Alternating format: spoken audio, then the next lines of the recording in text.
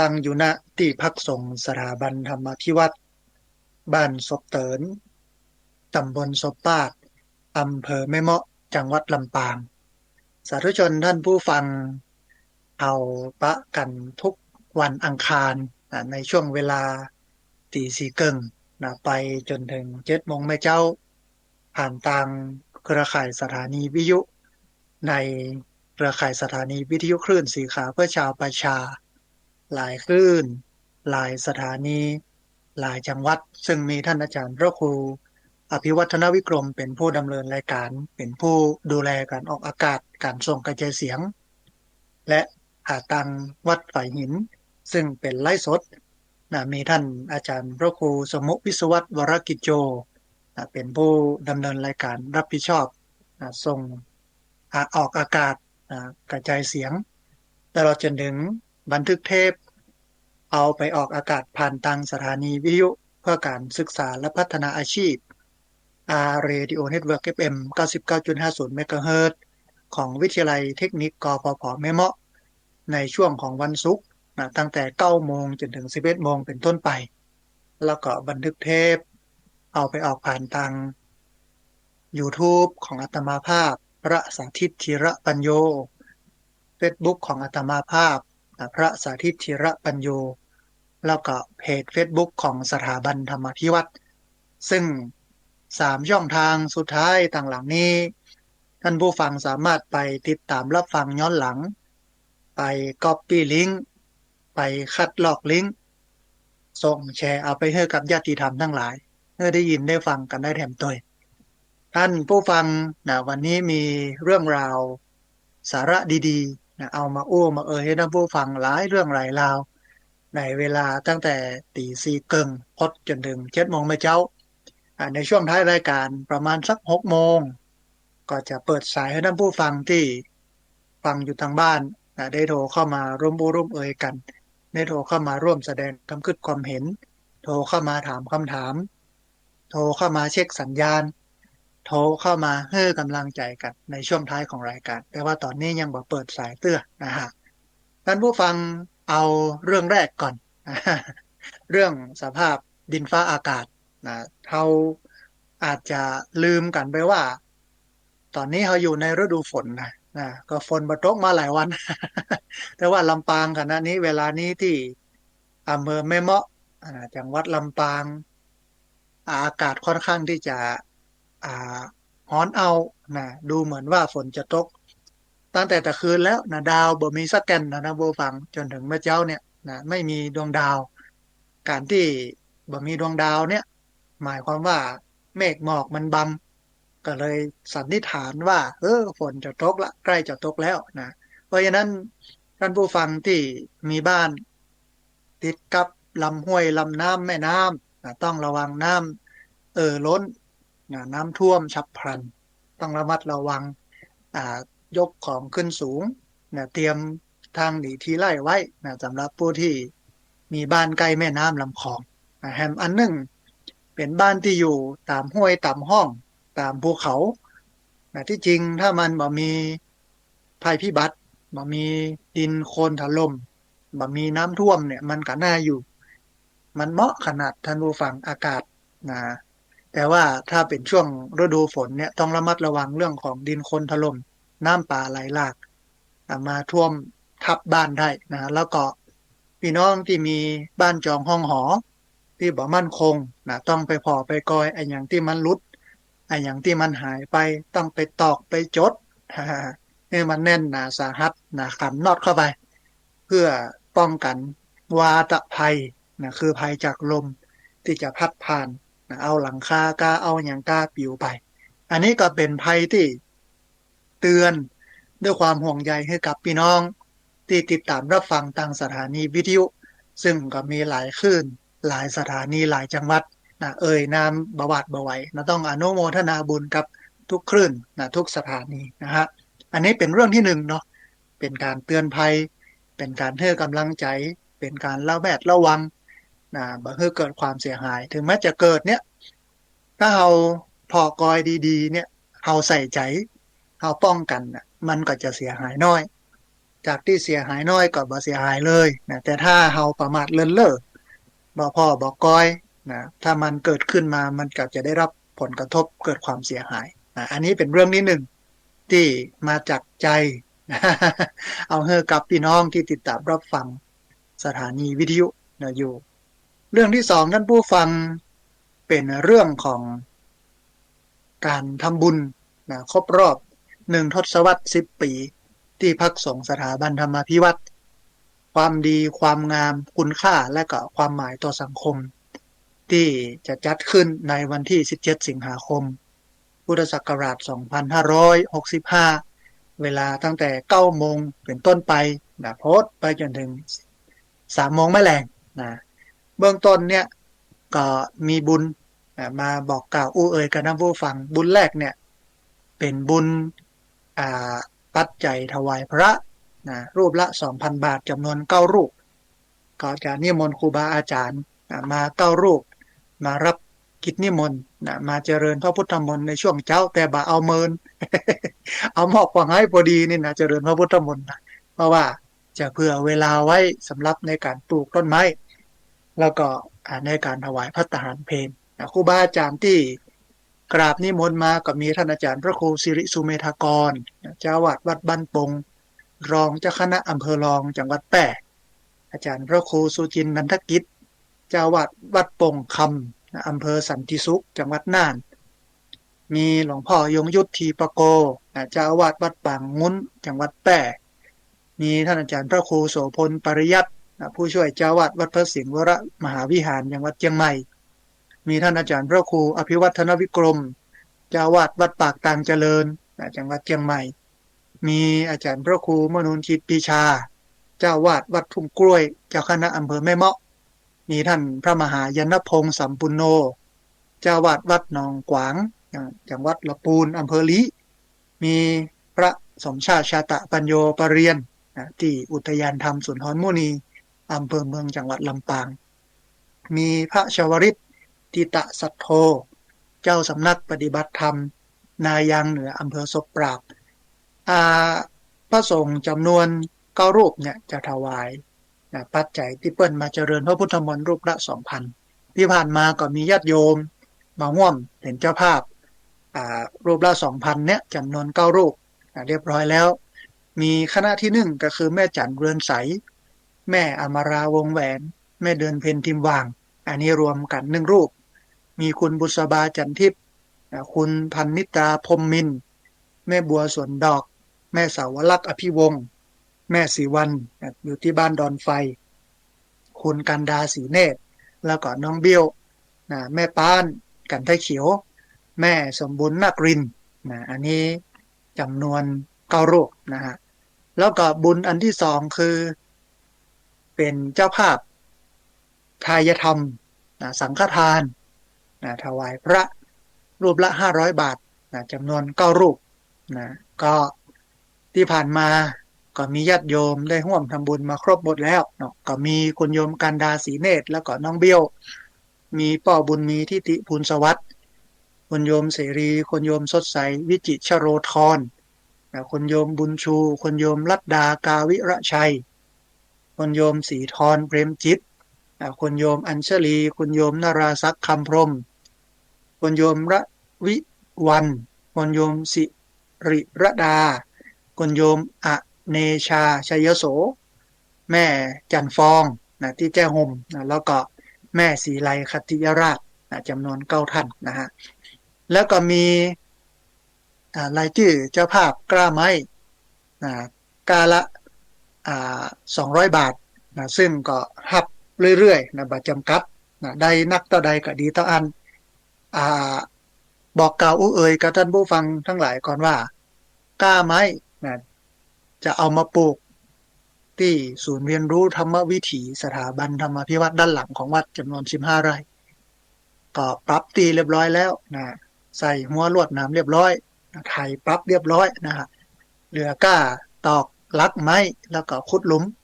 รอกันปลูกในช่วงของวันที่17สิงหาคมก็เลือกเอาต้นไม้ที่มัน1ร่มเงาเป็นร่มเป็นเงาแล้วก็2ดอกผลเอาไว้กินเอาไว้ใจนะฮะก็ ที่ผ่านมาก็มีเรื่องของต้นลำไยที่วางไว้เนาะต้นลิ้นจี่ต้นมะยงชิด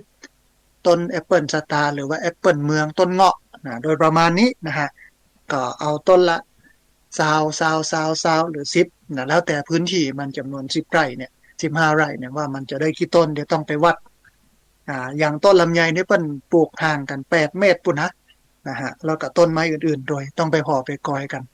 ว่าได้กี่ต้นอย่างไรแล้วก็ใกล้ๆนั้นก็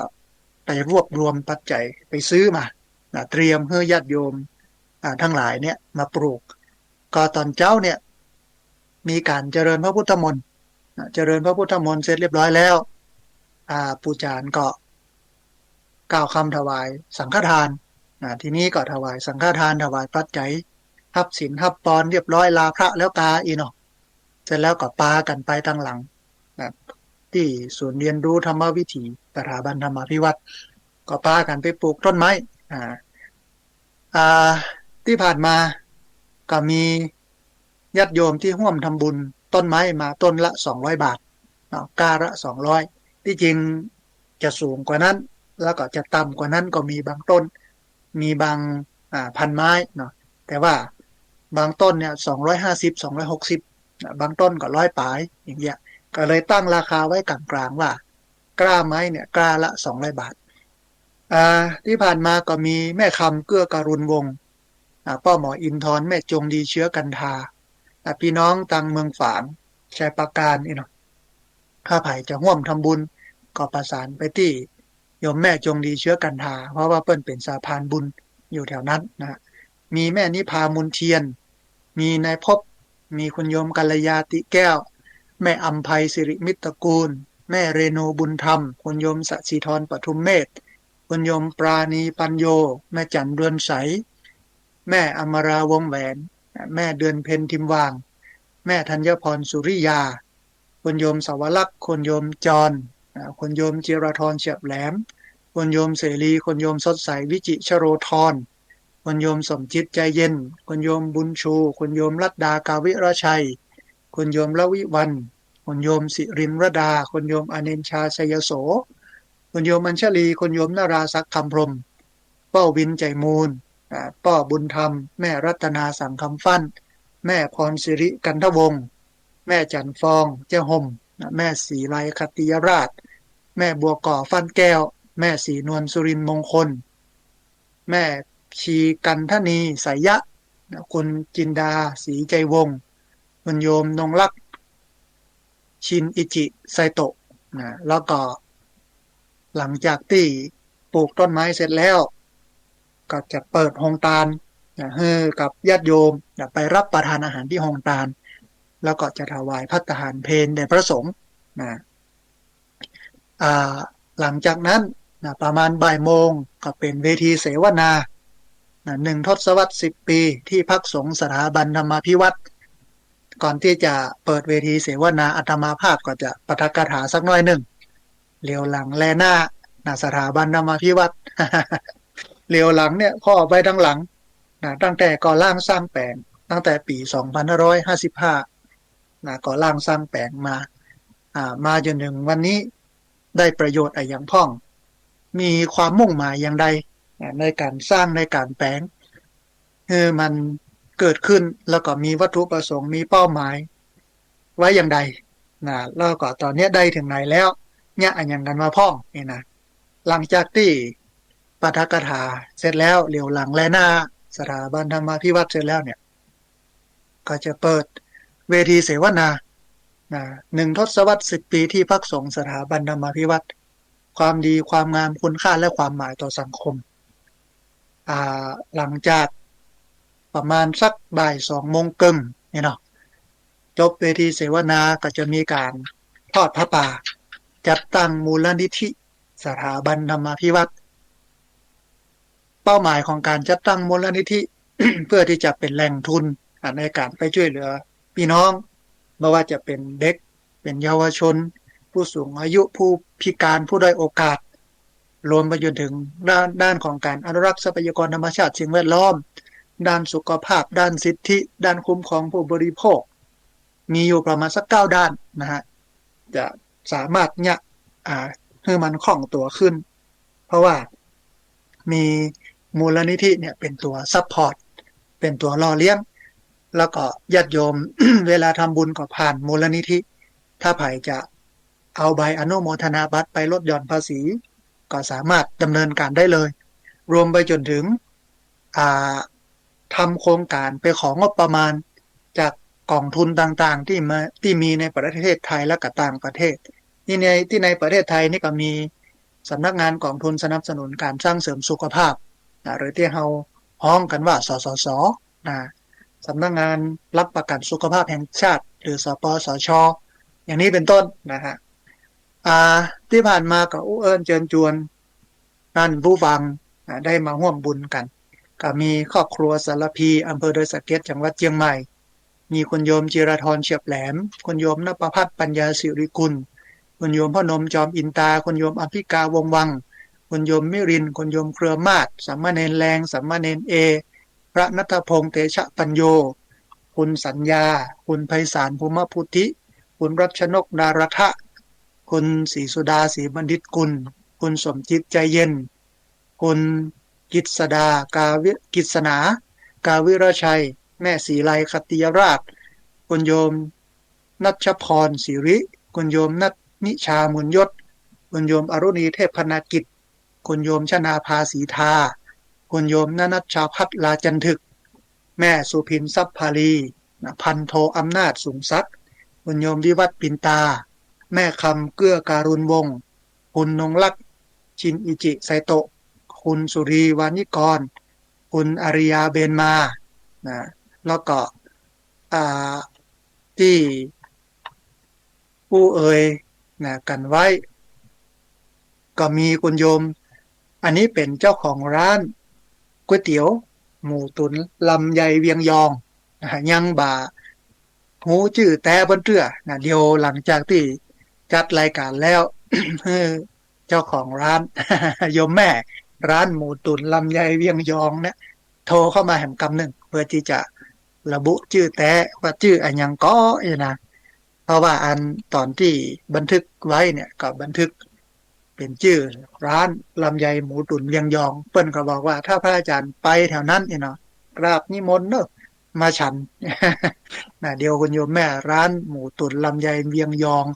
โทรมาหลังรายการเนาะอ่าแล้วก็มีเจ้าภาพโรงทานนะตอนนี้แสดงความประสงค์จำนงหมายจำนวน2 ท่านนะฮะที่จริงก็มีนักอยู่แต่ยังไม่ได้ปรากฏนามอ่าเลี้ยงพี่น้องที่มาจากทั่วทุกสารทิศไม่ว่าจะเป็นพี่น้องเชียงรายพี่น้องเชียงใหม่ละปูนนะลำปางแป้น่านนะเชียงรายนักหนาจารีนะฮะก็น่าจะประมาณ300 กว่าคนนะ300ปลายๆสักน้อยหนึ่งตั้งไว้ประมาณนั้นนะฮะก็มีคุณรุ่งสุรีสุริยวงศ์ใสชัยสอน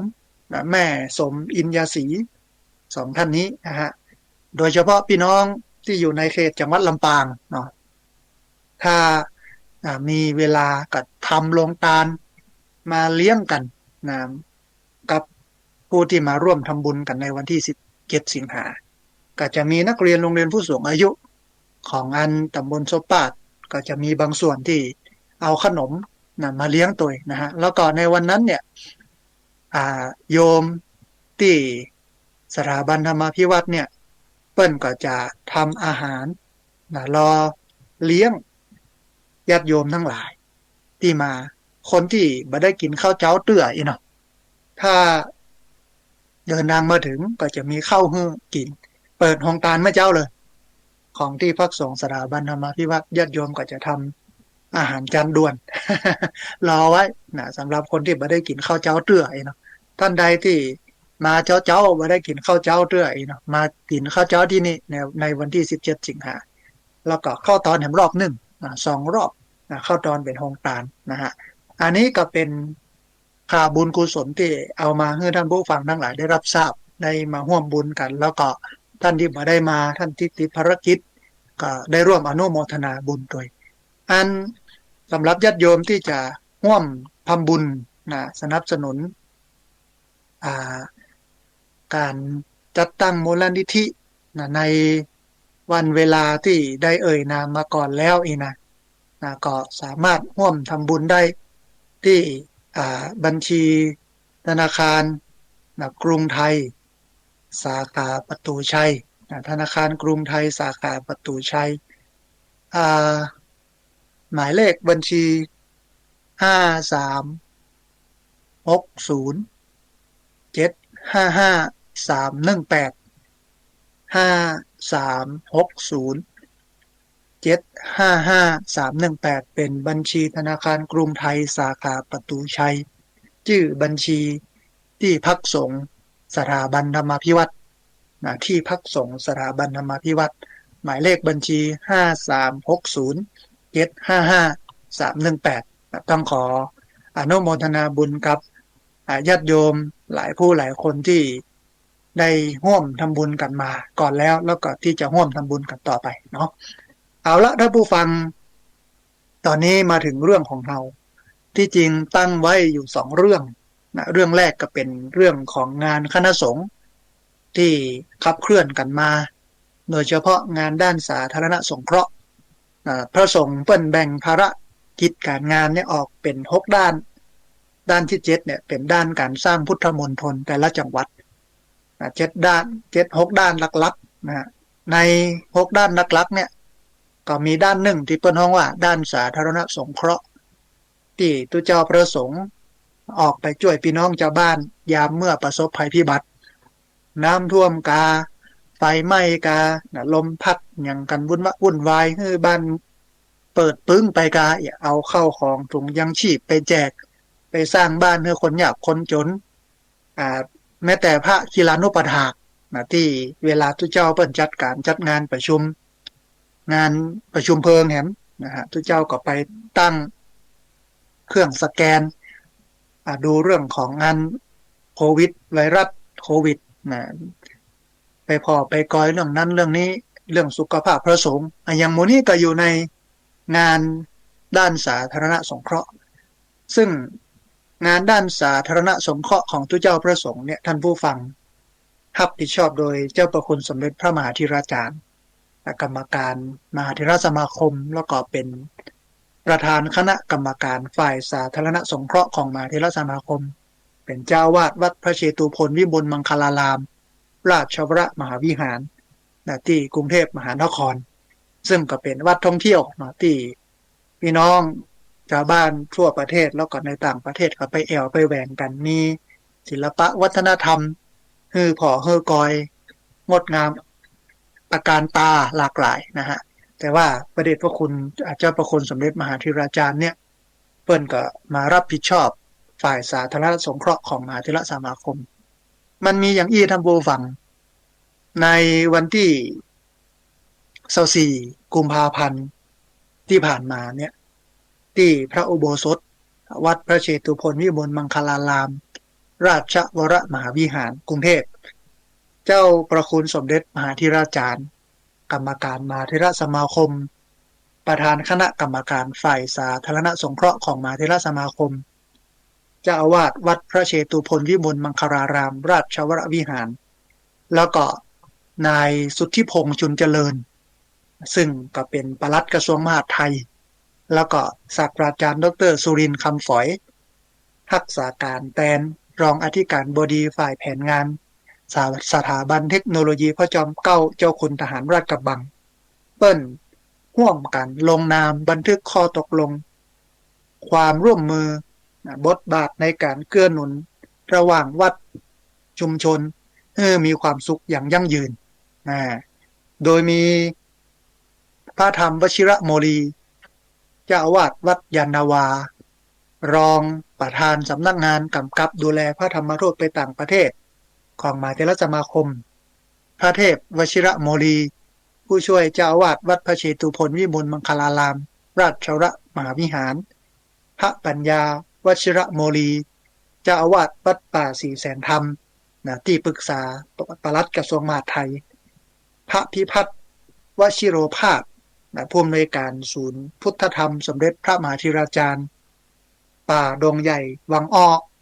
ที่ปรึกษาปลัดกระทรวงมหาดไทยพระเถรานุเถระแล้วก็ รองศาสตราจารย์วันโรจนะไพบูลย์ที่ปรึกษาปลัดกระทรวงมหาดไทยผู้ช่วยศาสตราจารย์พิเชษฐ์โสวิทยสกุลที่ปรึกษาปลัดกระทรวงมหาดไทยนายสมคิดจันทรทึกอธิบดีกรมการพัฒนาชุมชนผู้บริหารกระทรวงมหาดไทยนายอินทพรจันเอี่ยมผู้ตรวจราชการสำนักงานพระพุทธศาสนาแห่งชาติเจ้าหน้าที่ที่เกี่ยวข้องและก็สื่อมวลชนเข้าร่วมพิธีอันเนื่องในโอกาสมหามงคลนี้เนี่ยเจ้าประคุณสมเด็จมหาธิราจารย์กรรมการมหาธิราสมาคม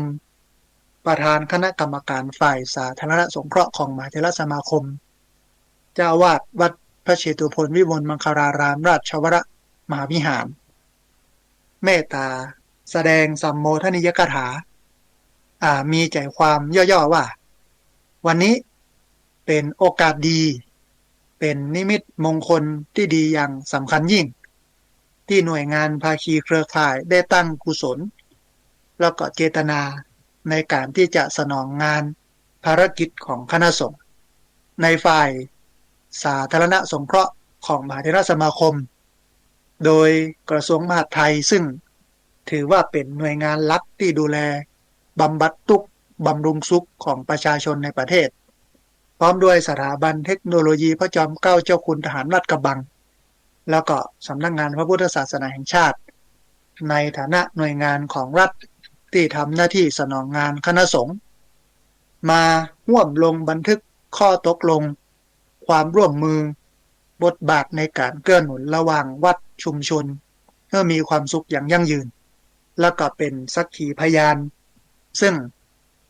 พระพุทธศาสนาเป็นศาสนาประจำชาติไทยเนื่องด้วยชนชาติไทยนั้นนับตั้งแต่มีประวัติความเป็นชาติมาได้เนี่ยก็นับถือแล้วก็ยกย่องเชิดทูนพระพุทธศาสนาเป็นสรณะในชีวิตพระมหากษัตริย์ไทยทุกพระองค์ทรงให้ความสำคัญแล้วก็อุปถัมภ์พระพุทธศาสนามาตลอดสมเด็จบรมบพิตรพระราชสมภารเจ้าพระบาทสมเด็จพระวชิรเกล้าเจ้าอยู่หัวผู้ทรงพระคุณอันประเสริฐทรงมีพระมหากรุณาธิคุณอย่างล้นพ้นแก่อาณาประชาราษฎร์ทรงมีพระราชปณิธานอันแน่วแน่ในการทรงงานเพื่อสืบสานรักษาต่อยอดโครงการอันเนื่องมาจากพระราชดำริและก็แนวพระราชดำริต่างๆของพระบาทสมเด็จพระบรมชนกาธิเบศรมหาภูมิพลอดุลยเดชมหาราชบรมราชบพิตรในหลวงรัชกาลที่9เพื่อความอยู่ดีมีสุขของประชาชนสร้างความมั่นคงแล้วก็วัฒนาสถาพรให้กับประเทศชาติซึ่งฝ่ายสาธารณสงเคราะห์ของมหาเถรสมาคมได้ขับเคลื่อนงานปฏิรูปกิจการพระพุทธศาสนาด้วยการดำเนินโครงการยุทธศาสตร์2โครงการก็คือโครงการส่งเสริมความร่วมมือภาคีเครือข่ายและโครงการสาธารณสงเคราะห์เพื่อสังคมที่ยั่งยืนตามหลักการดำเนินการ4ประการก็คือ1สงเคราะห์2เกื้อกูล3พัฒนาแล้วก็4บูรณาการโดยเจ้าประคุณสมเด็จพระอริยวงศาคตายาน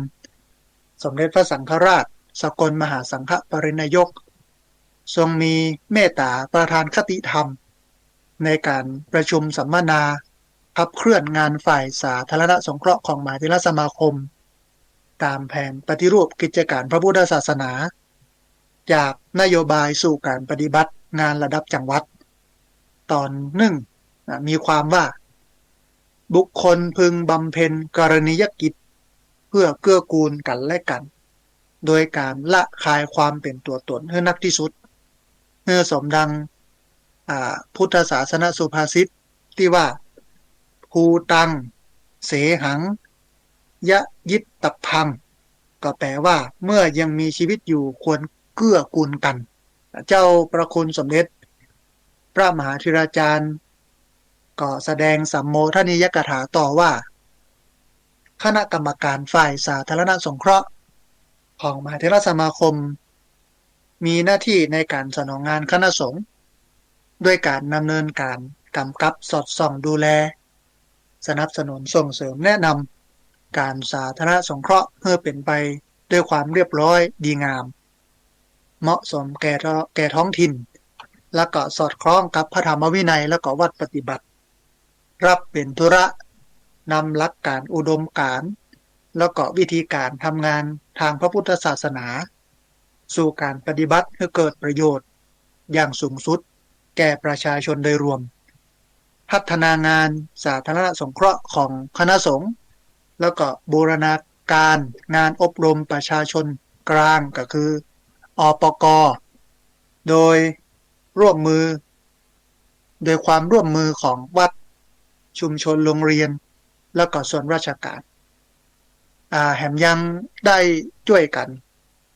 พัฒนาสร้างสังคมสุขภาวะสู่ระดับนโยบายระดับชาติระดับหนระดับภาคแล้วก็ระดับจังหวัดแล้วก็ระดับพื้นที่เพื่อมีการรับรู้แล้วก็ทำความเข้าใจร่วมกันเพื่อเป็นแผนปฏิบัติงานในระยะยาวต่อไปซึ่งการเข้าร่วมพัฒนาชุมชนของคณะสงฆ์ถือว่าเป็นการสืบทอดเจตนารมณ์ของพระบรมศาสดาสัมมาสัมพุทธเจ้าซึ่งการเข้าร่วมพัฒนาชุมชนของคณะสงฆ์เนี่ยมุ่งหวังให้พระสงฆ์เข้าไปช่วยเหลือสังคมเท่าที่จะทำได้ดังพุทธพจน์ที่พระพุทธเจ้าได้ตรัสไว้ว่าในคราว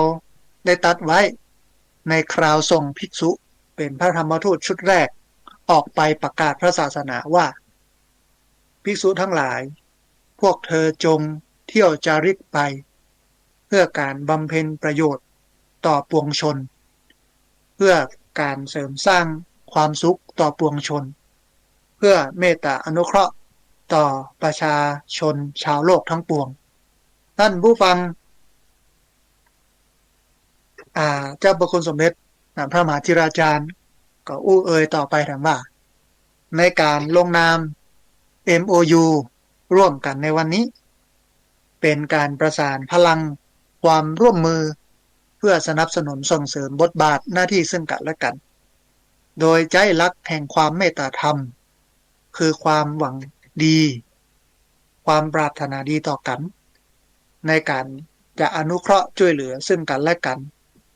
แล้วก็บรรเทาทุกข์ทั้งในส่วนของวิชาการและพัฒนาเพื่อให้เกิดทิฏฐธรรมิกถประโยชน์อันหมายถึงประโยชน์ในปัจจุบันประกอบไปด้วย1อุทธานสัมปทาคือความถึงพร้อมในการขยันหาทั้งในความรู้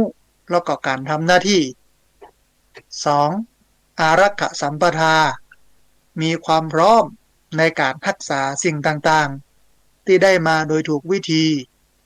รู้จักประหยัดรู้จักเก็บรู้จักอดออม3กัลยาณมิตรตารู้จักคบคนดีเป็นมิตร4สัมมาชีวิตตาประกอบสัมมาอาชีพเลี้ยงชีวิตให้มันเหมาะสมกับฐานะโดยอาศัยหลักคำสอนในทางพระพุทธศาสนาเป็นต้นทางสร้างสังคมชุมชนเอื้อต่อการพัฒนาทั้งนี้เพื่อต่อยอดและก็สืบสารพระราชปณิธานในพระบาทสมเด็จพระวชิรเกล้าเจ้าอยู่หัวที่ได้ทรงประกาศเป็นปฐมบรมราชโองการว่าเราจะสืบสารรักษา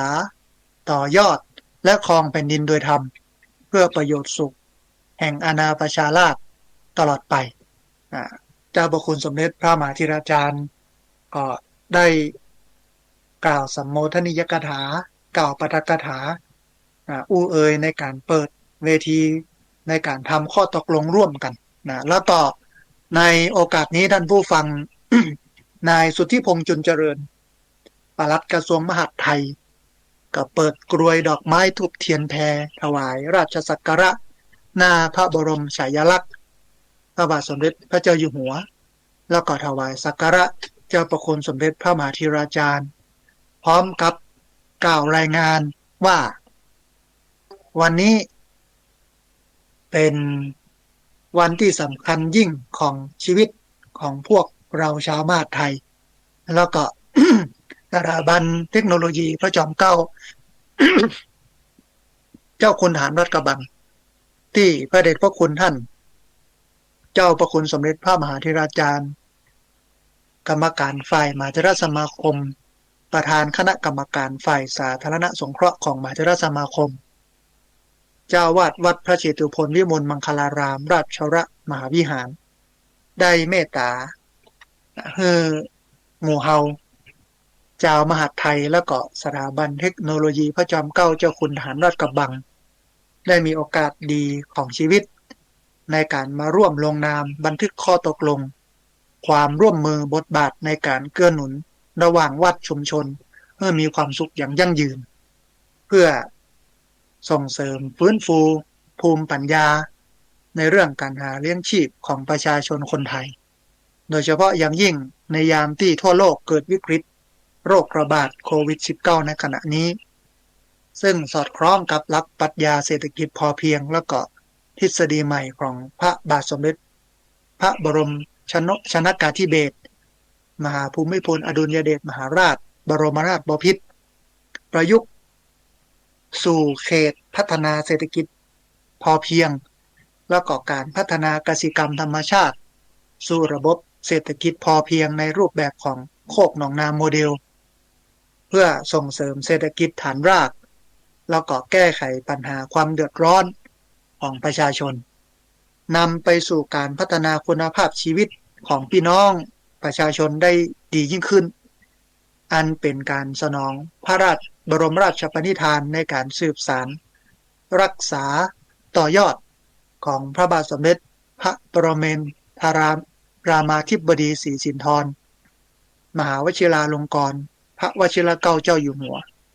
พระบาทสมเด็จพระเจ้าอยู่หัวผู้ทรงพระคุณอันประเสริฐซึ่งทรงพระราชทานภาพวาดฝีพระหัตถ์โคกหนองนาแห่งน้ำใจและก็ความหวังให้กับประสบนิกรชาวไทยนายสุทธิพงษ์จุนเจริญปลัดกระทรวงมหาดไทยก็กล่าวต่อไปแถมว่าเจตนารมณ์และก็วัตถุประสงค์ของการลงนามบันทึกข้อตกลงในวันนี้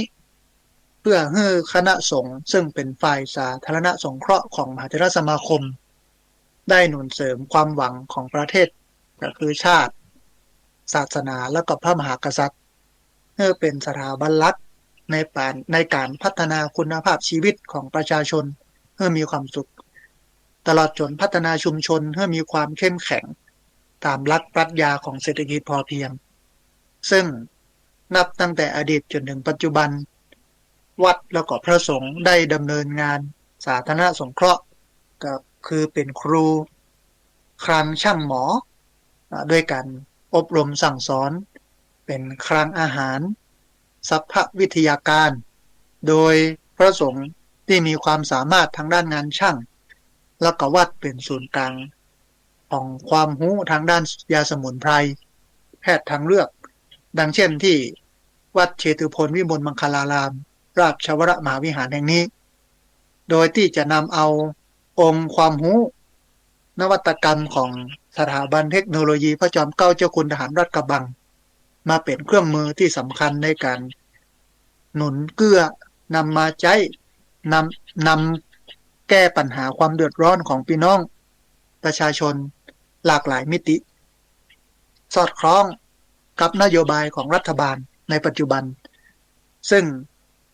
ถือเป็นการดำเนินการที่เป็นภารกิจหลักของกระทรวงมหาดไทยในการทำหน้าที่บำบัดทุกข์บำรุงสุขและก็พัฒนาคุณภาพชีวิตของพี่น้องประชาชนซึ่งกระทรวงมหาดไทยพร้อมที่จะขับเคลื่อนดำเนินการอย่างต่อเนื่องเพื่อประโยชน์สุขของประชาชนแล้วก็นายสุทธิพงษ์จุนเจริญก็กล่าวต่อไปนะว่าขอกราบขอบพระคุณอย่างสูงยิ่งในความเมตตาของพระเดชพระคุณท่านเจ้าประคุณสมเด็จพระมหาธิราจารย์กรรมการมหาเถรสมาคมประธานคณะกรรมการฝ่ายสาธารณสงเคราะห์ของมหาเถรสมาคมเจ้าอาวาสวัดพระเชตุพนวิมลมังคลารามราชวรมหาวิหารที่เมตตาทรงลูกศิษย์เอกก็คือพระปัญญาวชิระโมลี เจ้าวาดวัดป่าสี่แสนธรรมแล้วก็พระพิพัฒน์วชิระโรภาสผู้อำนวยการศูนย์พุทธธรรมสมเด็จมหาธิราจารย์ป่าดงใหญ่วังอ้อมาเป็นที่ปรึกษาปลัดกระทรวงมหาดไทยแล้วก็ได้เมตตาที่จะช่วยส่งเสริมขับเคลื่อนผลักดันให้เกิดสิ่งที่ดีที่งามในสังคมไทยโดยกระทรวงมหาดไทยแล้วก็สถาบันเทคโนโลยีพระจอมเกล้าเจ้าคุณทหารรัฐกระบังตลอดจนภาคีเครือข่ายของกระทรวงมหาดไทยทั้งข้าราชการฝ่ายปกครองกำนันผู้ใหญ่บ้านผู้บริหารองค์กรปกครองส่วนท้องถิ่นอาสาสมัครต่างๆแล้วก็ภาคประชาชนในทุกจังหวัดจะได้ร่วมกันขับเคลื่อนสิ่งที่เจ้าประคุณสมเด็จพระมหาธิราจารย์คณะสงฆ์ได้ตั้งใจในการที่จะบำบัดทุกข์บำรุงสุขให้พี่น้องประชาชนมีคุณภาพชีวิตที่ดีอย่างยั่งยืนอย่างเป็นสติกำลังร่วมแรงร่วมใจสานพลังร่วมกันระหว่างภาครัฐวัดแล้วก็ชุมชนเพื่อเกื้อหนุนส่งเสริมให้ชุมชนนั้นมีความเข้มแข็งพึ่งพาตัวเก่าแล้วก็สามารถปรับตัวได้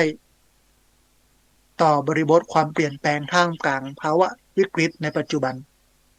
ด้วยการน้อมนำเอาแนวพระราชดำริแล้วก็พระราชปณิธานของพระบาทสมเด็จพระเจ้าอยู่หัวมาเป็นหลักในการทำงานซึ่งความเข้มแข็งของชุมชนจากภายในนี้จะเป็นพลังเคลื่อนที่สำคัญที่จะขยายผลไปสู่การพัฒนาสังคมไทยและก็สังคมโลกด้วยความเมตตาของพระเดชพระคุณคณะสงฆ์ต่อไปอย่างยั่งยืนอันนี้นายสุทธิพงษ์จุนเจริญปลัดกระทรวงมหาดไทยก็ได้อู้เอ่ยนะฮะหลังจากนั้นท่านผู้ฟังเจ้าประคุณสมเด็จพระมหาธิราจารย์กรรมการมหาเถรสมาคมประธานคณะกรรมการฝ่ายสาธารณสงเคราะห์ของมหาเถรสมาคมเจ้าวาดวัดพระเชตุพนวิมลมังคลารามราชวรวิหารนายสุทธิพงษ์จุนเจริญปลัดกระทรวงมหาดไทยแล้วก็ศาสตราจารย์ดรสุรินทร์คำฝอยรักษาการรองอธิการบดีฝ่ายแผนงานและพัฒนาสถาบันเทคโนโลยีพระจอมเกล้าเจ้าคุณทหารรัฐกระบังร่วมลงนามบันทึกข้อตกลงสร้างความร่วมมือบทบาทในการเกื้อหนุนระหว่างวัดแล้วก็ชุมชนเพื่อมีความสุขอย่างยั่งยืนโดยพระสงฆ์ทั้งนั้นก็เจริญชัยมงคลคาถาก็อันเป็นเซตพิธีอันนี้ก็เป็นสิ่งที่ดีที่คณะสงฆ์ได้จับมือกันกับกระทรวงมหาดไทยแล้วก็ทางสถาบันเทคโนโลยีพระจอมเกล้าเจ้าคุณทหารรัฐกระบังเพื่อที่จะมาบำบัดทุกข์บำรุงสุขพี่น้องชาวบ้านนั้นพี่น้องคนไทยทั่วประเทศนะซึ่งทั่วประเทศเนี่ยก็มีวัดอยู่17จังหวัดมีวัดอยู่ทุกจังหวัดมีพระสงฆ์นักพัฒนามี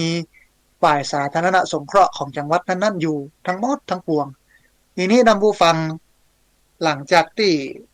ตามเจ้าประคุณสมเด็จพระมหาธิราจารย์แล้วก็ปลัดกระทรวงมหาดไทยก็คือนายสุทธิพงษ์จุนเจริญแล้วก็ศาสตราจารย์ดรสุรินทร์คำฝอยรักษาการแทนรองอธิการบดีฝ่ายแผนงานสถาบันเทคโนโลยีพระจอมเกล้าเจ้าคุณทหารรัฐกระบังลงนามกันในวันที่24กุมภาพันธ์2565ที่ผ่านมาที่อุโบสถของวัดพระเชตุพนวิมลมังคลารามราชวรมหาวิหารกรุงเทพแล้วเนี่ยก็มีจังหวัดต่างๆตลอดจนถึงอำเภอต่างๆได้รับหนังสือจากกระทรวงมหาดไทยผ่านมาทางท่านผู้ว่าราชการจังหวัดต่างๆทั่วประเทศ77จังหวัดเนี่ยก็มีการลงนาม MOU นะสร้างความร่วมมือกันระหว่างวัดชุมชนและก็สถาบันการศึกษาเพื่อที่จะมาบำบัดทุกข์บำรุงสุขของพี่น้องชาวบ้านในจังหวัดนั้นๆหลังจากนั้นก็มาในระดับอำเภอให้ท่านในอำเภอลงนาม MOU กับเจ้าคณะอำเภอกับสถาบันการศึกษาเพื่อที่จะบำบัดทุกข์บำรุงสุขทีนี้อย่างที่ท่านผู้ฟังในวันที่10มิถุนายน2565เนี่ย อ่าก็มีการประชุมการสร้างความร่วมมือบทบาทในการเกื้อหนุนระหว่างวัดและก็ชุมชนให้มีความสุขอย่างยั่งยืนที่ห้องประชุมที่ว่าการอำเภอแม่เมาะจังหวัดลำปางโดยมีท่านในอำเภอแม่เมาะแล้วก็เจ้าคณะอำเภอแม่เมาะ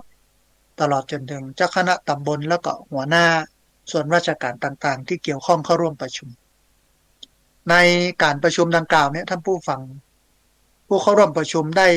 ร่วมกันทำความเข้าใจถึงบันทึกข้อตกลงหรือว่า MOU ระหว่างปลัดกระทรวงมหาดไทยก็คือคุณสุทธิพงษ์จุนเจริญคุณสุทธิพงษ์จุนเจริญปลัดกระทรวงมหาดไทยเนี่ยแต่ก่อนเปิ้นเป็นอธิบดีกรมการพัฒนาชุมชนนะเปิ้นก็พอที่จะเข้าใจงานพัฒนาในมิติของการพัฒนาชุมชนในฐานะที่เปิ้นเป็น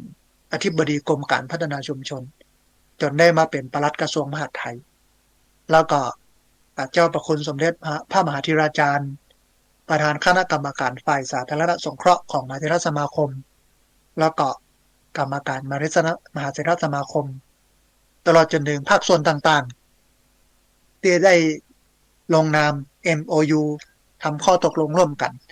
เมื่อวันที่24กุมภาพันธ์2565ที่ผ่านมาหลังจากที่ทำความเข้าใจวัตถุประสงค์เป้าหมายของ MOU ที่เปิ้ลลงนามกันที่กรุงเทพเมื่อวันที่24กุมภาพันธ์2565ที่ผ่านมาแล้วหลังจากนั้นเนี่ยตังอำเภอแม่เมาะโดยท่านในอำเภอแม่เมาะท่านเจ้าคณะอำเภอเจ้าคณะตำบลนะแล้วก็อาดามาภาพนะแล้วก็หัวหน้าส่วนงานราชการสถาบันการศึกษาต่างๆก็ได้ตั้งคณะทำงานเพื่อขับเคลื่อนการสร้างความร่วมมือบทบาทในการเกื้อหนุนระหว่างวัดแล้วก็ชุมชนเพื่อมีความสุขอย่างยั่งยืนอำเภอไม่เหมาะขึ้น1คณะตลอดจนถึงได้ลงนามบันทึกข้อตกลงหรือว่า MOU ที่จะร่วมกันระหว่างภาครัฐภาคเอกชนและภาคประชาสังคมของอำเภอแม่เมาะในการสร้างความร่วมมือบทบาทในการเกื้อหนุนระหว่างวัดชุมชนให้มีความสุขอย่างยั่งยืน11ข้อขึ้นดังต่อไปนี้ท่านผู้ฟังข้อที่1เปิ้นบอกว่ามันจะเกิดการร่วมมือกันระหว่างคณะสงฆ์ข้าราชการกำนันผู้ใหญ่บ้านอาสาสมัครทุกภาคีเครือข่ายในการพัฒนาสังคมชุมชนเพื่อมีความสุขร่มเย็นและขับเคลื่อนช่วยเหลือสังคมเพื่อให้คนไทยนั้นมีความสุขกายสุขใจที่เพิ่มมากขึ้นและก็ยั่งยืนอันนี้เป็นข้อแรกนะฮะในการลงนามบันทึกข้อตกลงในการจะร่วมกันบำบัดทุกข์บำรุงสุขให้กับพี่น้องชาวไทยข้อที่2กำหนดเป้าหมายการพัฒนาร่วมกันโดยมีการกำหนดพื้นที่และก็เป้าหมายการพัฒนาของชุมชนเพื่อมีการบูรณาการร่วมกันสร้างพื้นที่ต้นแบบงานพัฒนาที่มีความมั่นคงมั่งคั่งยั่งยืนสอดคล้องกับหลักปรัชญาเศรษฐกิจพอเพียงเพื่อเกิดความคุ้มค่าสามัคคีเกื้อกูลซึ่งกันและกันในชุมชนก็กำหนดพื้นที่และก็เป้าหมายการพัฒนาร่วมกันเพื่อให้เกิดการบูรณาการร่วมกันสร้างพื้นที่ต้นแบบงานพัฒนาที่มีความมั่นคงมั่งคั่งยั่งยืนสอดคล้องกับหลักปรัชญาเศรษฐกิจพอเพียงเพื่อเกิดความรู้รักสามัคคีเกื้อกูลซึ่งกันและกันในชุมชนอันนี้เป็นข้อที่2นะฮะข้อที่3บูรณาการร่วมกันในการเสริมสร้างให้คนไทยในสังคมมีจิตใจที่เป็นบุญเป็นกุศลเลื่อมใสในพระพุทธศาสนามีวัดปฏิบัติในการที่จะลดละการทำบาปอกุศลการทำสิ่งบ่ดีบ่งามแล้วก็เพิ่มพูนในการทำความดีทำบุญทำกุศลช่วยกันดูแลสังคมหาเลี้ยงชีพของประชาชนเพื่อที่จะนำไปสู่ความเข้มแข็งแล้วก็เสริมสร้างให้คนพึ่งพาตัวเองได้ตามหลักปรัชญาเศรษฐกิจพอเพียงอันนี้เป็นข้อที่3นะฮะข้อที่4ร่วมมือกันในการสงเคราะห์เกื้อกูลบูรณาการความร่วมมือภาคีเครือข่ายเพื่อช่วยเหลือสังคมสุขภาวะพัฒนาสังคมไทยและก็ขยายผลไป ช่วยสังคมโลกให้มีความสุขอย่างยั่งยืนโดยส่งเสริมสนับสนุนให้ทุกฝ่ายร่วมมือกันเป็นอย่างดีทั้งวัดโรงเรียนหน่วยงานราชการและก็องค์กรเอกชนนะกับนี้ถ้ามีภัยพิบัติมีความตกทุกข์ได้ยากมีความลำบากของพี่น้องชาวบ้านก็จะมีหน่วยงานไหนที่จะไปหน่วยงานเดียวอย่างเช่นทางการชาติถ้าไฟไหม้น้ำท่วมเปิ้นก็แจกถุงยังชีพเบิดคณะหนึ่งเบิดคณะหนึ่งที่จริงบ่มีเวลาจะสร้างบ้านจะแปลงบ้านใหม่บ่มีเวลาเคลียร์การเคลียร์งานขยะไอ้อย่างที่น้ำท่วมตามมาไฟไหม้ก็มัวก็มาหับของบึดคณะหนึ่งมาบึดคณะหนึ่งมาเนาะแต่เปิ้นก็ลงไปเป็นคณะเลยคณะใหญ่พร้อมเสร็จพร้อมซับในการร่วมมือกันไม่ว่าจะเป็นบ้านวัดโรงเรียนหน่วยงานราชการและก็องค์กรเอกชนเข้าไปร่วมกันครั้งเดียวนะอันที่ห้าฝึกอบรมเพิ่มทักษะการพัฒนากสิกรรมสู่ระบบเศรษฐกิจพอเพียงรูปแบบโคกหนองนาโมเดลในอำเภอแม่เมาะเนี่ยโชคดีที่การไฟฟ้าฝ่ายผลิตแห่งประเทศไทยหรือว่ากฟผแม่เมาะส่งเจ้าหน้าที่ส่งเจ้าหน้าที่ไปอบรมที่ศูนย์กสิกรรมธรรมชาติมาบเอื้องที่จังหวัดชลบุรีซึ่งท่านอาจารย์ยักษ์วิวัฒน์ไสยกรรมธรเปิ้นอยู่หั่นเนาะอาจารย์วิวัฒน์ไสยกรรมธรเนี่ยแต่ก่อนเปิ้นทำงานสนองพระบาทสมเด็จพระเจ้าอยู่หัวรัชกาลที่9ที่โครงการหลวงเสร็จแล้วเปิ้นก็มาสร้างศูนย์ที่มาบเอื้องนะฮะเปิ้นก็ทำจนเป็นรูปแบบมาเป็นโคกหนองนาโมเดลอีกนะฮะเพราะฉะนั้นในอำเภอแม่เมาะเนี่ยต่อไปก็จะมีการฝึกอบรมเพิ่มทักษะการพัฒนากสิกรรมสู่ระบบเศรษฐกิจพอเพียงรูปแบบของโคกหนองนาโมเดลนะฮะมันมีฮันน้อยหนึ่งท่านผู้ฟังโคกหนองนาโมเดลเนี่ยบางที่เนี่ยมันก็เหมาะสมสำหรับการจะทำเพราะว่าเป็นดินทรายถ้ามาขุดบ่อขุดสระทำคลองไส้ไก่มันก็เป็นเรื่องยากในการจะเก็บน้ำได้อยู่หน้าแล้งเนี่ยบ่มีน้ำเลยหน้าฝนก็มีพอมีถ้าขุดไปแล้วก็จะเสียพื้นที่บางพื้นที่นะที่มีน้ำอยู่ห้วยผ่านอย่างเงี้ยก็แทนที่จะทำเป็นโคกหนองนาก็ประยุกต์เอาสูบน้ำจากห้วยนะเข้ามาในไร่ในนาในกสิกรรมธรรมชาติในโคกหนองนาที่ทำอยู่หั่นก็ได้นะฮะแต่ว่าการสูบน้ำขึ้นมาเนี่ยจะต้องเป็นระบบของโซลาร์เซลล์สูบน้ำแบบโซลาร์เซลล์บเดียวนี้มันมีหลายขนาดมันมีหลายอย่างในการใช้โซลาร์เซลล์สูบน้ำง่ายมากนะฮะอันนี้ข้อที่5นะข้อที่6นะมันบอกว่าสร้างแล้วก็พัฒนาพื้นที่ต้นแบบในการพัฒนาคุณภาพชีวิตตามหลักเศรษฐกิจพอเพียงเศรษฐกิจใหม่ประยุกต์สู่เขตพัฒนาเศรษฐกิจพอเพียงนะก็พัฒนา แล้วก็สร้างพื้นที่ต้นแบบในการพัฒนาคุณภาพชีวิตตามหลักเศรษฐกิจพอเพียงที่ไหนที่มันมีเศรษฐกิจพอเพียงศูนย์เรียนรู้อยู่เนี่ยก็ต้องเอาคนไปเรียนรู้นะสร้างเสริมเพื่อเพิ่นมีอาชีพ ชาวบ้านมีรายได้จากการไปศึกษาไปเรียนรู้จากศูนย์เรียนรู้นั้นนะต้องทำเมื่อได้เพื่อเพิ่นมีอาชีพมีรายได้ที่จริง การปลูกพักไม้เนี่ยท่านผู้ฟังมันก็เป็นรายได้มันก็เป็นอาชีพนะถ้าทำกันจริงๆจังๆแต่ว่าต้องจัดสรรพื้นที่ จัดสรรเรื่องของอันน้ำเพื่อพี่น้องชาวบ้าน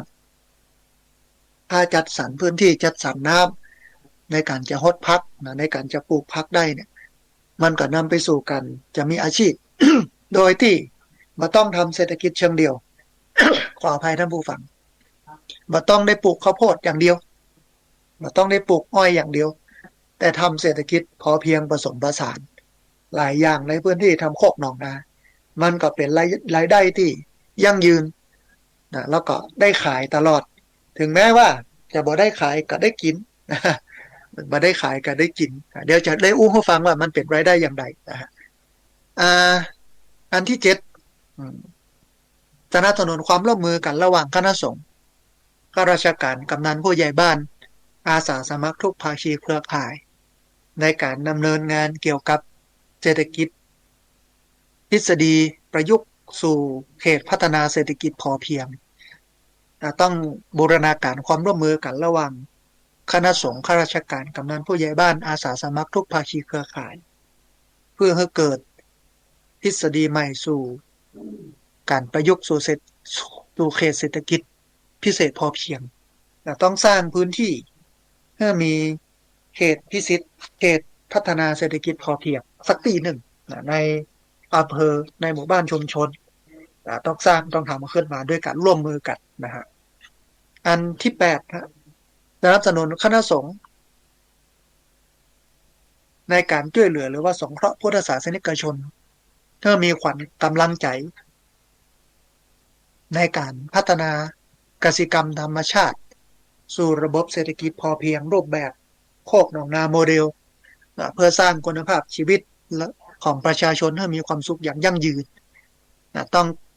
อย่างที่บอกการทำโคกหนองนาก็ต้องมาดูพื้นที่ถ้าพื้นที่มันเหมาะสมก็สามารถปรับประยุกต์ได้นั่นไม่ใช่ว่าจะขุดโคกหนองนาอย่างเดียวถ้าน้ำมีก็ไม่จำเป็นต้องขุด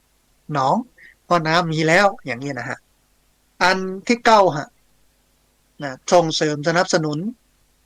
แล้วก็ขับเคลื่อนการดำเนินงานของท่านในอำเภอขยายผลไปสู่ผู้นำท้องถิ่นแล้วก็ประชาชนให้เกิดเป็นรูปธรรมต้องขยายผลจากอำเภอลงไปสู่ท้องถิ่นทั้งผู้ใหญ่บ้านกำนันทั้งอบตทั้งเทศบาลแล้วก็พี่น้องชาวบ้านเพื่อได้ปฏิบัติเพื่อได้ทำกันให้เกิดเป็นรูปธรรมในเรื่องของเศรษฐกิจพอเพียงในเรื่องของโคกหนองนาโมเดลนะฮะอันที่10สนับสนุนภารกิจในการช่วยเหลือด้านสาธารณภัยทั่วไปกับคณะสงฆ์อย่างที่บอกอันนี้เนี่ยคือคณะสงฆ์ปกติแล้วงานคณะสงฆ์โดยเฉพาะงานด้านสาธารณสงเคราะห์เนี่ยในการไปช่วยเหลือพี่น้องชาวบ้านเนี่ยน้ำท่วมไฟไหม้ด้อยโอกาสเป็นผู้ป่วยติดเตียงเนาะพระสงฆ์เพิ่นก็เอาไปแจกข้าวแจกของถุงยังชีพอย่างทันช่วงก่อนที่ท่านอาจารย์พระครูอภิวัฒนวิกรมได้ไปตามบ้านตามจองต่างๆเอาเข้าเอาหัวไปแจกเลยนะเอาก็ได้หันภาพแต่กับเนี้ยมันเป็นการไปเฉพาะคณะสงฆ์บึดอย่างที่บอกคนป่วยผมได้พักบึดหน่วยงานนั้นไปบึดหน่วยงานนี้ไปถ้าเอาไปพร้อมกันเลยแต่สนับสนุนเกื้อกูลเป็นข้าวเป็นของไปคณะเดียวได้ครบหมดเลยมันก็จะทำให้ลดย่นระยะเวลาลงทำให้ผู้ป่วยผู้ได้รับเคราะห์ภัยเนี่ยได้มีเวลาได้ไปทำอย่างอื่นมากขึ้นนะอันที่11ตอนบอกว่าทั้งหมดทั้งมวลเนี่ยต้องรายงานผลการดำเนินงานให้สำนักงานพัฒนาชุมชนจังหวัดทุกวันที่5ของเดือนทั้งนี้เริ่มต้นตั้งแต่เดือนมิถุนายน2565นะต้องรายงานคือมีผู้ติดตามมีผู้พอกอยว่าเนี่ยแต่ก่อทำในอำเภอเนี่ยแต่ก่อนเนี่ยอำเภอไหนยังได้เองนะส่งให้กับพัฒนาชุมชนจังหวัดลำปางเนี่ยเพื่อได้ครับทราบฟังอย่างอี้แล้วท่านผู้ฟังทำอย่างอี้แล้วเนี่ยก็ถือว่าเป็นการพัฒนาคุณภาพชีวิตแบบบูรณาการเป็นมิติหนึ่งของคณะสงฆ์ที่ลุกขึ้นมาช่วยเหลือพี่น้องชาวบ้านเพื่อได้บำบัดทุกข์บำรุงสุขพี่น้องชาวบ้าน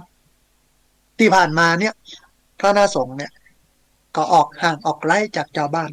เขาจะปะพระตื้อหนึ่งก็ในงานพิธี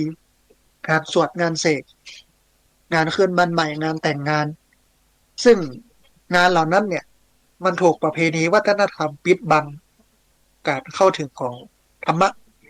พระสงฆ์จะเทศน์จะบรรยายก็มันมีโอกาสเพราะว่าไปเน้นพิธีกรรมอย่างขึ้นบ้านใหม่เนี่ยก็ไปเน้นสืบชะตาเนี้ยสืบยาวแล้วก็เวนตาลยาวพระสงฆ์ก็บ่ได้เทศน์เป็นกิจจลักษณะนะก็เทศน์เพียงแต่คัมภีร์ซึ่งเป็นคัมภีร์มาเก่าฟังก็บ่รู้เรื่องแปลก็บ่รู้ความหมายเพราะมันเป็นภาษามาเก่าบ่ค่อยได้โฮคิง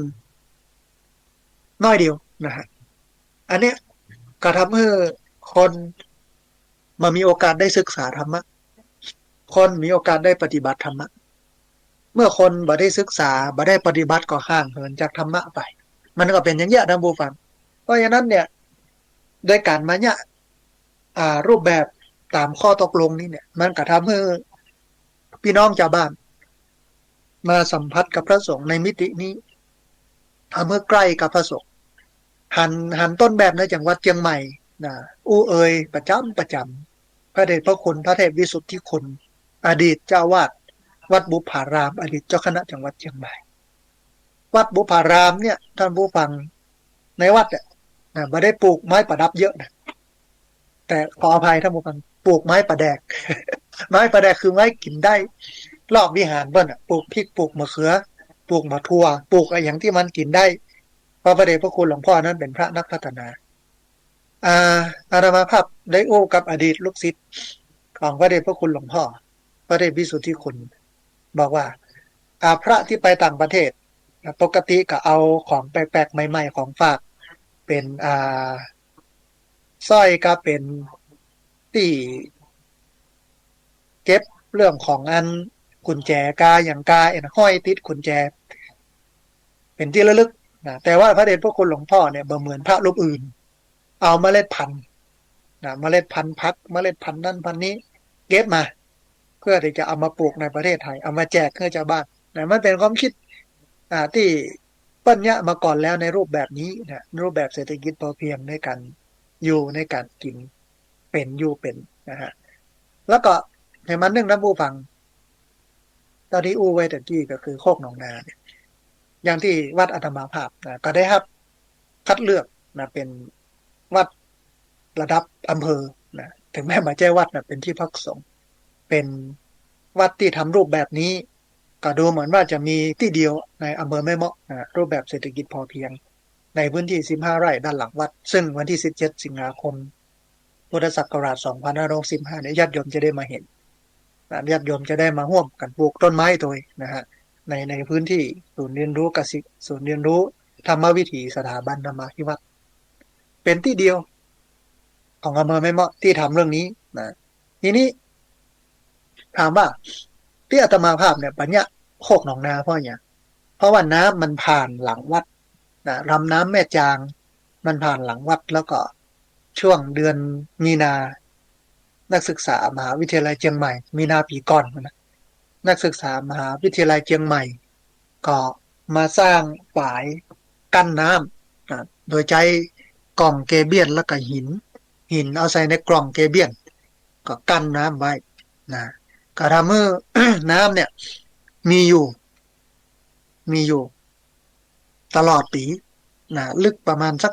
แอลเนี่ยนะฮะตลอดเพราะน้ำแม่จางเนี่ยหน้าแล้งมันก็แห้งนะพอสมควรอยู่แต่กั้นหลังจากที่กั้นเป็นฝายแล้วเนี่ยก็ทำให้น้ำที่มันไหลมามันชะลออยู่ตรงนั้นก็สูบเอามาฮดผักสูบเอามารดน้ำผักที่บนศูนย์เรียนรู้ธรรมวิถีสถาบันธรรมาภิวัตรพักที่ปลูกเนี่ยเป็นมะทั่วเป็นมะแตงนะตลอดเพราะว่าคนกินก็มีพริกห้องมีข่าห้องนะมีจะไคร้ห้อง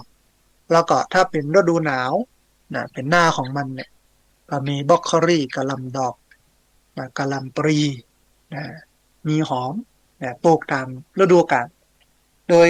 ที่บัจจัยสารเคมีนะที่จริงในบ้านของเราเนี่ยถ้าเราเปลี่ยนนะท่านผู้ฟังจากไม้ประดับอ่าจากไม้ประดับเนี่ยนะมาเป็นไม้ประแดก ไม้ที่กินได้อะมันจะช่วยลดรายจ่ายนะเพิ่มรายได้ให้เราถ้าบ่เพิ่มรายได้เนี่ยก็สามารถที่จะลดรายจ่ายของเราได้นักเลยทีเดียวแต่ว่าถึงวันเนี้ยเราไปปลูกไม้มงคล ไม้มงคลเนี่ยมันกินมาได้นะใหม่ๆราคาแพงนะแต่ว่าเนี่ยอ่านในคลิปคนที่ปลูกต้นกระท่อมนะออกมาจมนะเดี๋ยวเนี้ยกิโลละ40แล้วเนี่ยแต่ก่อนใบหนึ่งเนี่ยโอ้หลายตังค์ได้เนี่ยเดี๋ยวนี้ถูกกฎหมายปุ๊บถูกเลยก็แปลงกันแล้วก็เพราะว่าการผลิตมันสูงคนเข้าถึงได้ง่าย และการผลิตมันสูงไผ่ก็ปลูกหาได้ง่ายตัวพร้อมต้นพันธุ์เมล็ดพันธุ์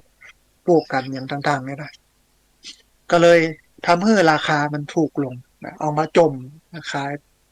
ายเบอร์เดียวนี่ขายเป็นกิโลแล้วเนอะมาได้ขายเป็นใบเหมือนสมัยตะก้อนสมัยตะก้อนเนี่ยเป็นใบนะเป็นก้าเป็นสินเบอร์เดียวนี่มีก้ามีสินแล้วก็เมื่อวันที่9ที่ผ่านมารัฐบาลเพิ่นก็ปลดล็อกกัญชานะฮะซึ่งกัญชาเนี่ยความจริงเนี่ยเอาสารสกัดมันมาใช้ในการรักษาโรคมะเร็งรักษาโรคนอนบ่หลับ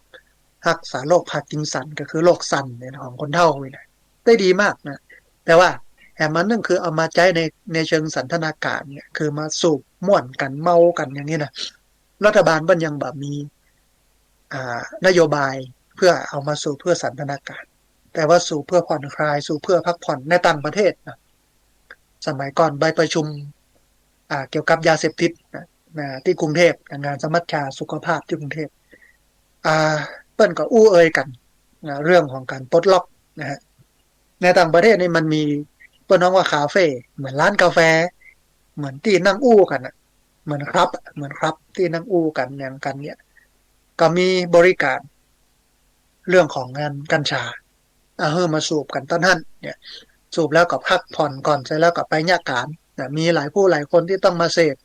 มาสูบนะในต่างประเทศนะในบ้านเฮานี่ยังบ่ถึงขนาดนั้นเตื้อยังบ่มีเตื้อแต่ว่าก็เริ่มเอามาใส่เรื่องของอาหารนะเอามาใส่ต้มใส่แกงเอามาใส่พัดใส่คั่วเอามาประยุกต์เป็นน้ำมันนะบางคนเนี่ยนอนบ่หลับ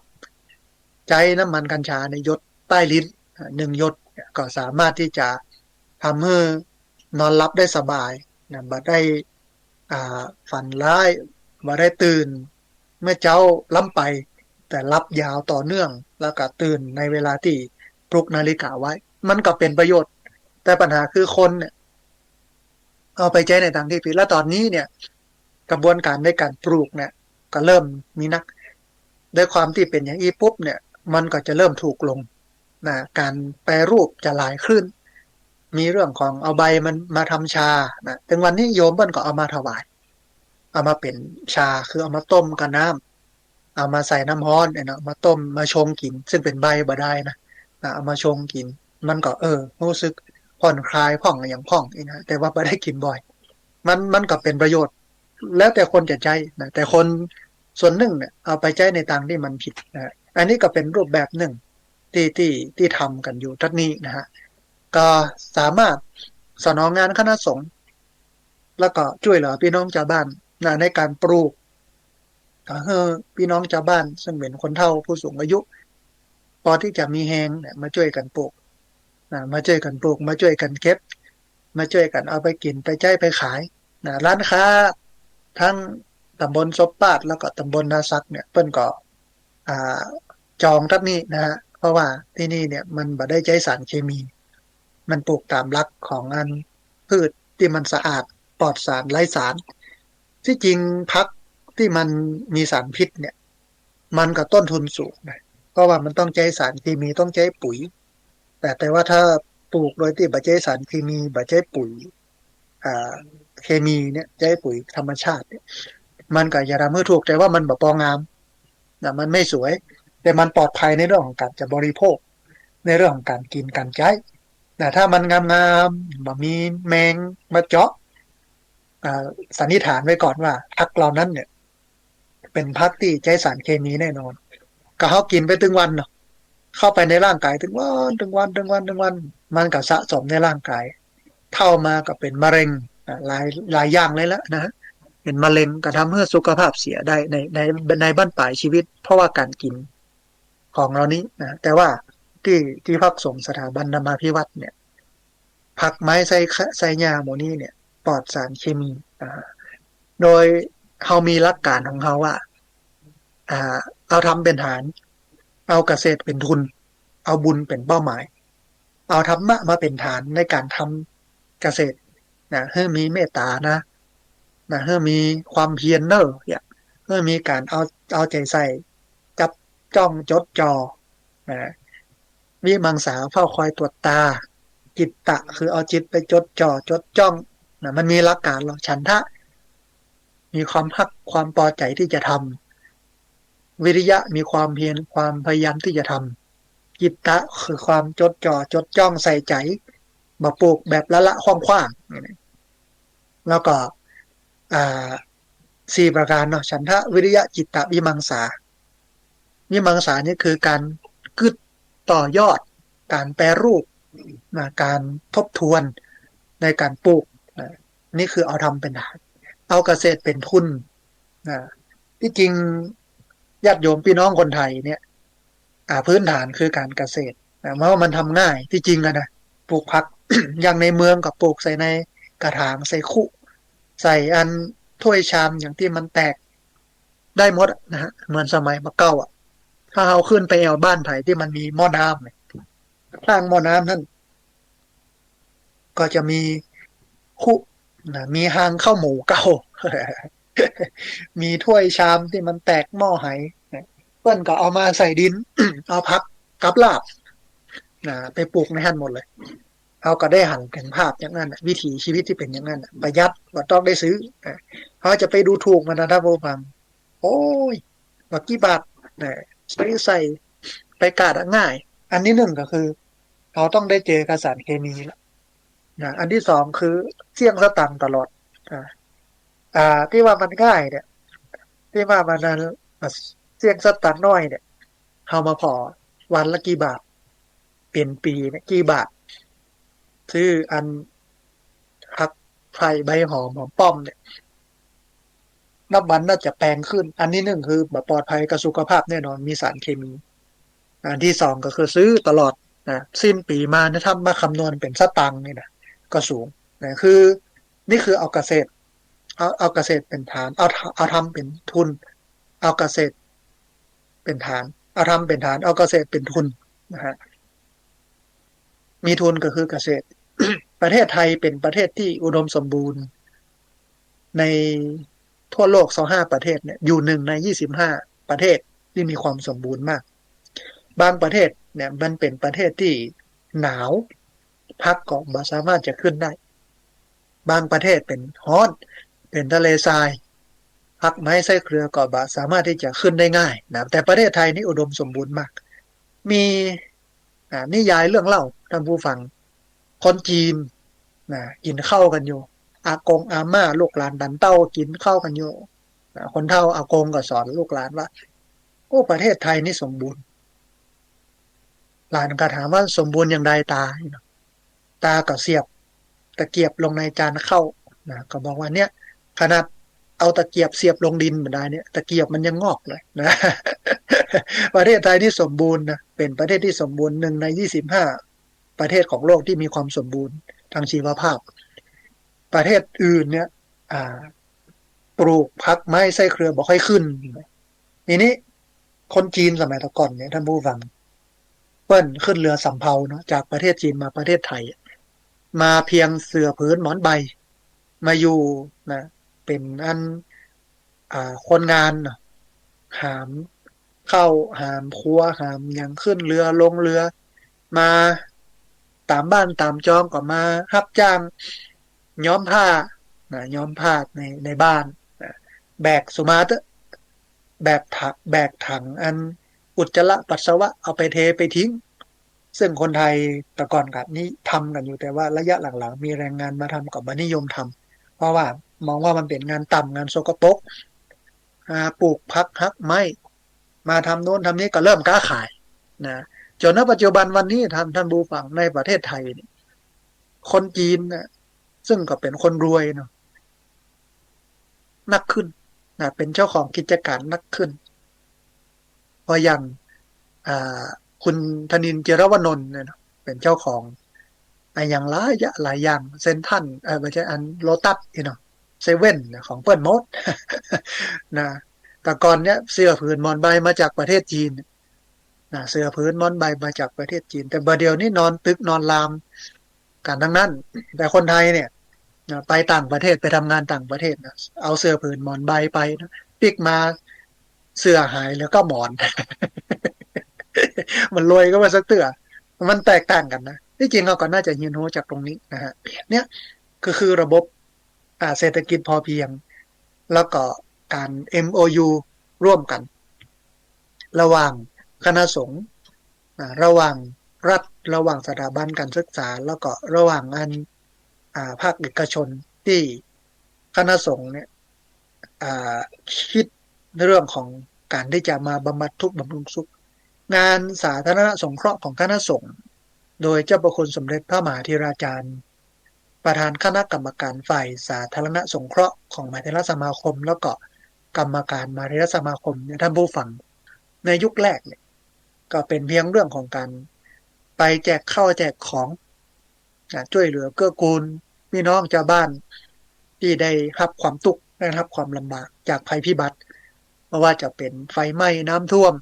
นะแล้วก็โรคระบาดนะอย่างโรคโควิด-19 ที่ผ่านมานี่เราได้เห็นภาพพระสงฆ์ก็เปิดโรงทานเปิดวัดเป็นโรงครัว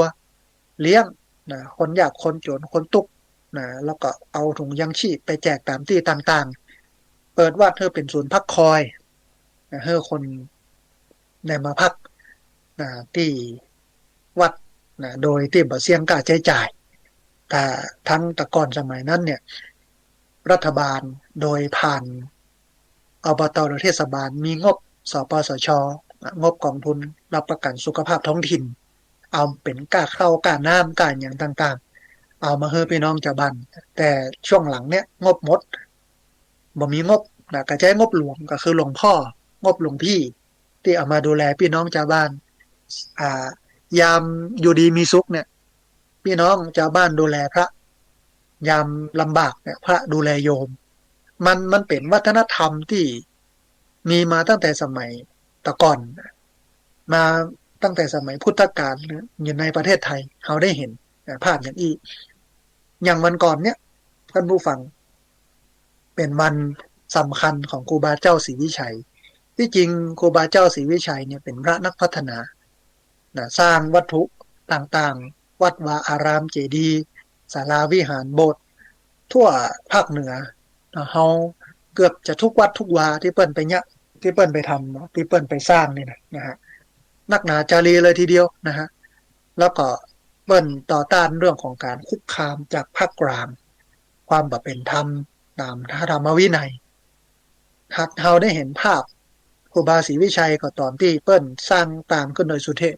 แต่ที่จริงเนี่ยมันมีนักกว่านั้นแล้วก็บทบาทของเปิ้นเนี่ยไม่ใช่เป็นเพียงนักสร้างเปิ้นเป็นนักต่อสู้คืนสิทธิคืนความเป็นธรรมให้กับพี่น้องชาวบ้านที่อยู่ภาคเหนือในการครอบงำของระบบรัฐในภาคกลางสมัยนั้นนะฮะเขาได้หันเขาได้หันอย่างอีกนะ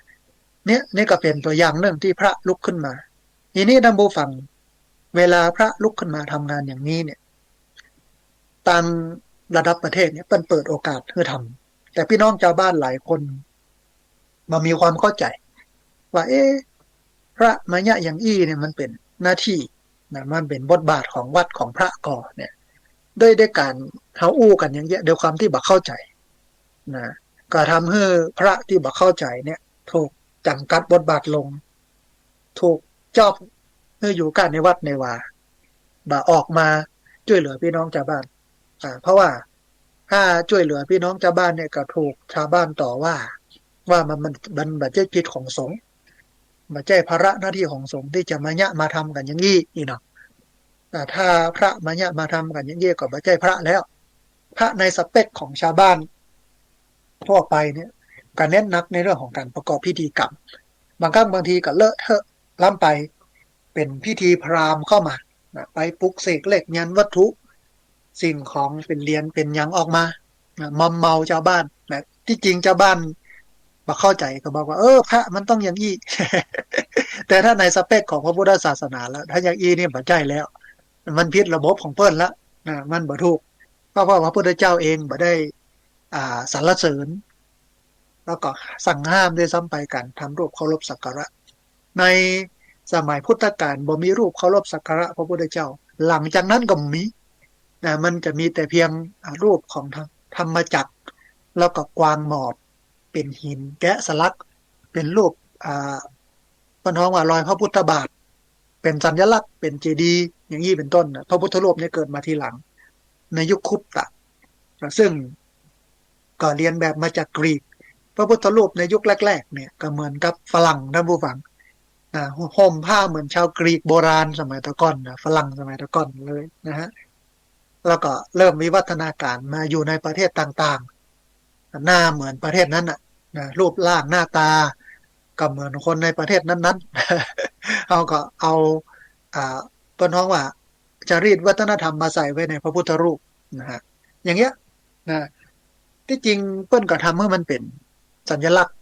ของพระพุทธเจ้าซึ่งเป็นต้นแบบของการพัฒนาตัวเก่านะบควรที่จะเอามาเป็นเครื่องรางของขลังเป็นวัตถุมงคลนะที่จริงเปิ้นก็บ่ช่วยสามารถช่วยเหลือใครได้เขาหันวัดต่างๆที่มีพระพุทธรูปทองคำที่มีพระพุทธรูปศักดิ์สิทธิ์ส่วนใหญ่ก็ถูกขังกองไว้ทั้งนั้นนะฮะเพื่อป้องกันคนมาลักถ้าว่าศักดิ์สิทธิ์แต่เนี่ยมันลักมาได้นะมันก็เสกกระเป๋า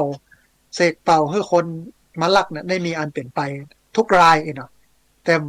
มันบางรายเนี่ยที่มันเป็นไปเพราะเหตุปัจจัยอื่นนะใจเป็นเพราะพระถ้าศักดิ์สิทธิ์จริงขังจริงเนี่ยก็มาสามารถที่จะลักได้ละก็สามารถที่จะขโมยได้แต่ก็ยังโดนลักก็เลยเอาไปขังคอกขังกรงไปเนี่ยมันเป็นอย่างนั้นความขลังความศักดิ์สิทธิ์เนี่ยในพระพุทธศาสนาเนี่ยพระเจ้าให้ความสำคัญนะที่จริงบ่มีด้วยซ้ำไปก็คือไปสนใจต้องเพิ่งด้วยกำลังเก่าอย่างพระสงฆ์วันนี้ออกมาช่วยเหลือพี่น้อง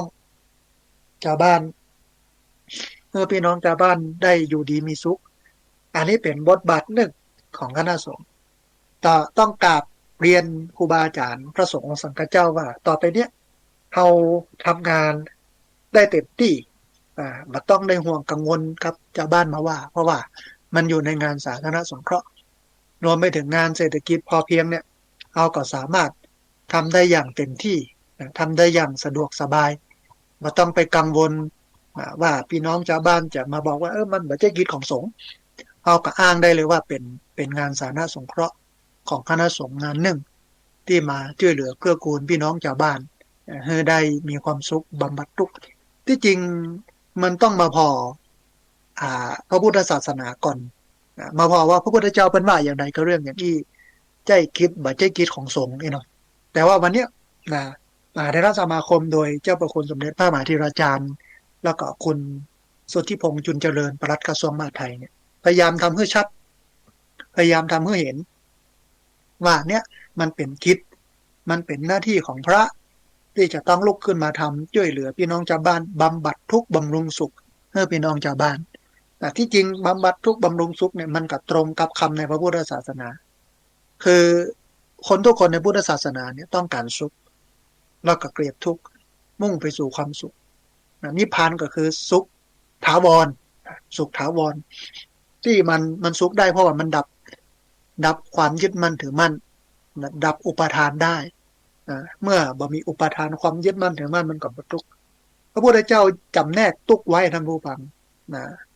ว่าชาติปีทุกขาแม้ความเกิดก็เป็นทุกข์ชราปีทุกขาแม้ความแก่ก็เป็นทุกข์โศกะความโศกบริเทวะความพิไรลำพันธ์ทุกขะความไม่สบายกายความไม่สบายใจความคับแค้นใจก็เป็นทุกข์การประสบกับสิ่งที่เป็นสิ่งที่บ่เป็นที่ฮักที่พอใจก็เป็นทุกข์การพัดพรากสิ่งที่เป็นที่ฮักที่พอใจก็เป็นทุกข์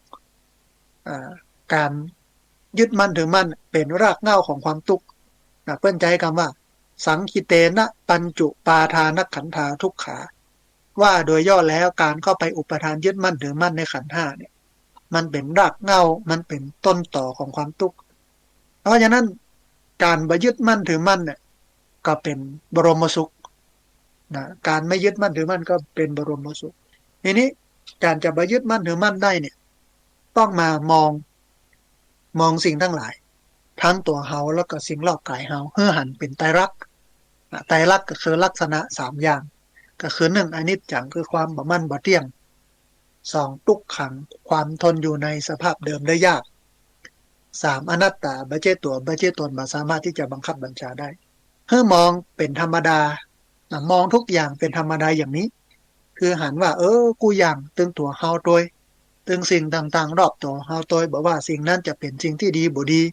ปราณีตละเอียดอ่อนหรือว่าทำได้ยากบ่ได้ยากนี่เนาะก็ล้วนเป็นอนิจจังบ่มั่นบ่เที่ยงทุกขังทนอยู่ในสภาพเดิมได้ยากอนัตตาบ่ใช่ตัวบ่ใช่ตนบ่สามารถที่จะบังคับบัญชาได้ให้หันเป็นอย่างนี้เมื่อเราหันสิ่งทุกอย่างนะคืออยู่ในกฎของไตรลักษณ์คืออนิจจังทุกขังอนัตตาบ่อยๆเป็นประจำเนืองๆสม่ำเสมอจนเกิดภาพเคยชินมันก็ทำให้เรานั้นผ่อนคลายความยึดถือทำไมถึงผ่อนคลายความยึดถือจะไปยึดไปถือมันก็บ่ใช่ตัวบ่ใช่ตนมาสามารถที่จะบังคับบัญชาได้เป็นอนิจจังบ่มั่นบ่เที่ยงทุกขังทนอยู่ในสภาพเดิมได้ยากอนัตตาบ่ใช่ตัวบ่ใช่ตนบ่สามารถที่จะบังคับบัญชาได้คือมันบ่มีอะไรอย่างให้ยึดเลยมันบ่มีอะไรอย่างเป็นแก่นเป็นสารจะให้ยึดให้ถือเลยเมื่อเฮาหันอย่างนี้เฮารู้สึกอย่างนี้เนี่ย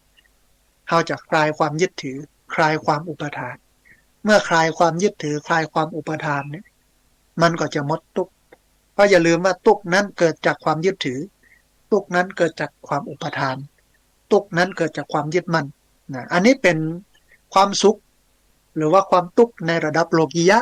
แต่ในระดับโลกุตละโลกุตละนะขออภัยเป็นความสุขเป็นทุกข์แล้วก็เป็นความสุขในระดับโลกุตระแต่ในระดับโลกียะก็คือในระดับปากท้องเนี่ย